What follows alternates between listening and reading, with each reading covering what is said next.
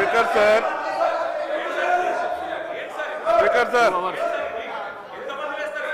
ఎంతమంది లేచినా speaker sir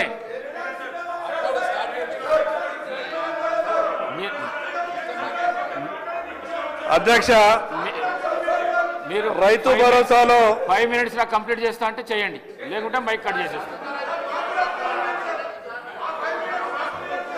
speaker sir speaker sir speaker sir నిజంగా వీళ్ళకి ఇంట్రెస్ట్ ఉంటే డైవర్ట్ కాకండి. 10 రోజులు హౌస్ పొడిగించండి, అన్ని అంశాల మీద చర్చ పెట్టండి. నిజంగా ప్రభుత్వానికి ఇంట్రెస్ట్ ఉంటే చర్చ పెట్టండి, మాకు అభ్యంతరం లేదు సార్. నేను ఓన్లీ నా సబ్జెక్ట్ మాట్లాడి కంక్లూడ్ చేస్తా సార్. 10 నిమిషాలు టైం ఇవ్వండి, నేను నా సబ్జెక్ట్ మాట్లాడి. ఇంతమంది డిస్టర్బ్ చేస్తే ఎట్లా సార్? సభ్యులు లేస్తారు, మంత్రులు లేస్తారు.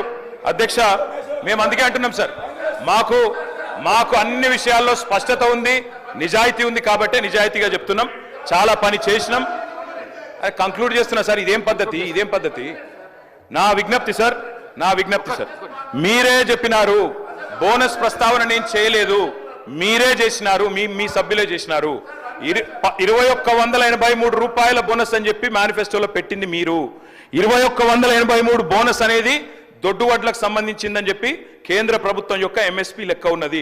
బోనస్ ఇస్తామని చెప్పింది దొడ్డు వడ్లకు, ఇవాళ మాట్లాడుతున్నది మాట తప్పి చెప్తున్నది సన్నవడ్లకని.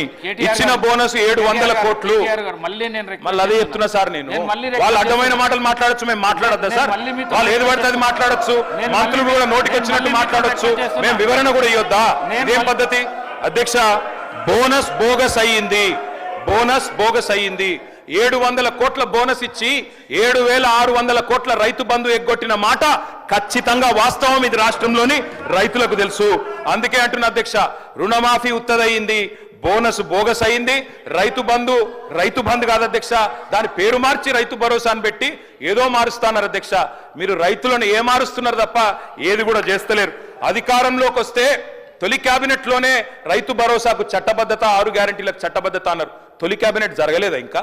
లేకపోతే తొలి సంవత్సరం దడిచినా కూడా ఒక యాదికి వస్తలేదా? మీ రాహుల్ గాంధీ గారు చెప్పిండ్రు, ఏడబైంది మాట అని అడుగుతున్నాం.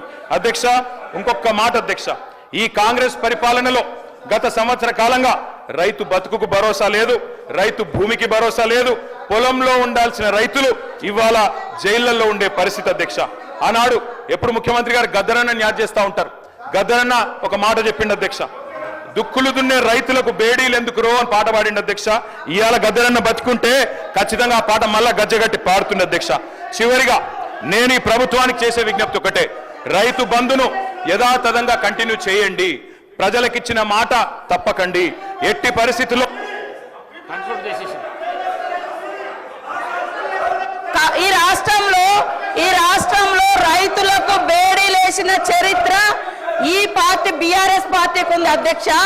ఆ రోజు సన్నవడ్లేస్తే ఊరే అన్నది మీరు. ఇవాళ కౌలు రైతుల గురించి గొప్పగా మాట్లాడుతున్నారు. కౌలు రైతులకు ఎందుకు ఇవ్వాలి భరోసా? వాళ్ళు అద్దె ఇళ్లలో ఉన్నోడు ఓనర్ అవుతాడా? కౌలు రైతు ఓనర్ అవుతాడా అని ఆ రోజు మీరు మాట్లాడారు. ఇవాళ రైతుల మీద ఏదో గొప్పగా మాట్లాడుతున్నారు. నేను సవాల్ చేస్తున్నా అధ్యక్ష, ఈ రాష్ట్రంలో ఉన్న అందరి భూముల మీద క్లీన్ గా అక్కడొక్క దగ్గర 100 ఎకరాల ఫామ్ హౌస్ ఉంటుంది, కానీ 10 మంది పేర్లు ఉంటాయి. అది బయట తీయండి. వాళ్ళకి ఇప్పుడు 5-6 లక్షల జీతాలు ఎత్తుకునేటోళ్ళు కూడా రైతు ముసుగులో రైతు బంధు తీసుకున్నారు. మీ హయాంలో గుట్టల సాగులో లేకుండా తీసుకున్నారు. మాలాంటి ఏరియాలలో మోకా మీద ఉండి సాగు చేసినా కూడా పట్టా లేకుంటే వాళ్ళకి మీ హయాంలో ₹1 రాలే, కానీ వాళ్ళు పంట పండించారు. మీరు ఇచ్చింది రైతు బంధు, రైతు పెట్టుబడి కాదు, పట్టా పెట్టుబడి ఇచ్చారు. పట్టా ఉంటేనే ఇచ్చారు ఆ రోజు, కానీ కౌలు రైతులకు ఇయ్యలే, చిన్న సన్నకారు రైతులు పట్టా లేనటువంటి వాళ్ళకి ఇయ్యలే. అదేవిధంగా రైతు రుణమాఫీ గురించి గొప్ప చెప్తున్నారు. మీరు అనేక మందిని మీరు చేసినటువంటి రుణమాఫీ వడ్డీ మాఫీ అయింది, రుణమాఫీ కాదు, అది వడ్డీ మాఫీ. ఆ వడ్డీ మాఫీలో కూడా మీరు అనేక మందికి రైతులకు నిబంధనలు పెట్టడంతో చాలా మంది ఈ నిబంధనల మూలంగా మేము ఇచ్చినటువంటి రుణమాఫీలోకి కూడా కొంతమంది రెన్యువల్ కానేటువంటి పరిస్థితి వాస్తవం. అలాంటి వాళ్ళే ఆగింది. అది 2014 నుంచి కొనసాగుతూ వస్తుంది. మీరు చేసినటువంటి రుణమాఫీ నిబంధనలు కొనసాగుతూ వస్తున్నాయి కాబట్టి అది గుర్తుపెట్టుకోండి. మీరు అన్ని బాగా చేసినాక 30,000 కోట్ల రైతుల రుణమాఫీ కాకుండా ఎట్లున్నాయి? మీరు అన్ని రైతులను రాజులను చేసిర్రు, రైతు బంధు ఇచ్చిర్రు, అన్ని చేసినాక మళ్ళీ 30,000 కోట్ల రూపాయలు వాళ్ళ మీద ఎందుకు భారమైంది, ఎందుకు రుణాలు మిగిలినాయి అది చెప్పండి. కాబట్టి ఇవాళ కేటీఆర్ గారికి ఒకటే అడుగుతున్నా, మీరు 10 ఏళ్లలో భూమి లేనటువంటి ఒక్క పేదింటి బిడ్డలకు మీరేమిచ్చారు? ఓకే, 100 ఎకరాలు ఉన్నోళ్ళ గురించి అన్ని ఇయ్యాలే, లక్షల జీతాలు వచ్చినా అన్ని ఇయ్యాలే అని అంటున్నారు. మరి పేదోడికి మీరు ఈ 10 ఏళ్లలో కనీసం ఉచితంగా కరెంట్ ఇయ్యలే, కనీసం ఇవాళ ఉచితంగా ఎర్ర బస్ ఫ్రీ ఇస్తే కూడా మీరు ఓర్వలేకపోతున్నారు. అదేవిధంగా వాళ్ళకి 10 ఏళ్లలో ఏమి ఇచ్చిర్రు, భూమి లేని వాళ్ళకి ఏమి ఇచ్చిర్రు? మేము ఇప్పుడు భరోసా కింద 12,000 రూపాయలు పెట్టినాం, ఉచితంగా కరెంట్ ఇస్తున్నాం. వాళ్ళ ఆర్థిక భారాన్ని తగ్గించడం కోసం, కుటుంబ భారాన్ని తగ్గించడం కోసం పేదింటి బిడ్డలకు, ఆడబిడ్డలకు 500 గ్యాస్ చేసినాం. మీరు ఎందుకు చేయలేదు? మరి మేము ఉచితంగా బస్సు పెడితే గగ్గోలు పెడుతున్నారు, ఉచితంగా 200 యూనిట్ల కరెంట్ ఇస్తే గగ్గోలు పెడుతున్నారు. కాబట్టి మీ వైఖరి ఏందో స్పష్టం చేయండి. మీ వైఖరి ఏందో అంటే అందరికీ వాళ్ళు 100 ఎకరాల ఫామ్ హౌస్లు ఉన్నా కూడా ఇవ్వండి అని అంటారా? అదే చెప్పండి. నేను ఈ సందర్భంగా కూడా మా వ్యవసాయ శాఖ మంత్రి గారిని కోరుతా ఉన్నా, దయచేసి ఎవరెవరికి ఎంతెంత పోతుందో ఆ వివరాలు మొత్తం గ్రామాలలో పెట్టాలి. ఏ కుటుంబానికి ఎంతెంత రైతు బంధు పోతుంది, ఎవరెవరిది ఎంత అనేది వివరాలు బయట పెట్టాలి. పేదవాళ్ళకి ఆ ఊర్లలో ఏమేమి వచ్చినాయో కూడా బయట పెట్టాలని కోరుతా ఉన్నా. కన్క్లూడ్ చేయండి ప్లీజ్. కంక్లూడ్ చేస్తారంటే కూడా చేయనిస్తలేరు సార్. కన్క్లూడ్ చేయండి అధ్యక్ష. వారు చెప్పిన దానికి మేము చెప్పిన దానికి తేడా ఏముంది సార్? మంత్రి గారు చెప్పారు, మంత్రి గారు అన్నారు మరి 30,000 కోట్ల రుణం ఎందుకు వచ్చింది అన్నారు. ఎందుకు వచ్చిందంటే మీ ముఖ్యమంత్రి గారు చెప్పిండ్రు. ఏం చెప్పిండ్రు? స్పష్టంగా చెప్పారు.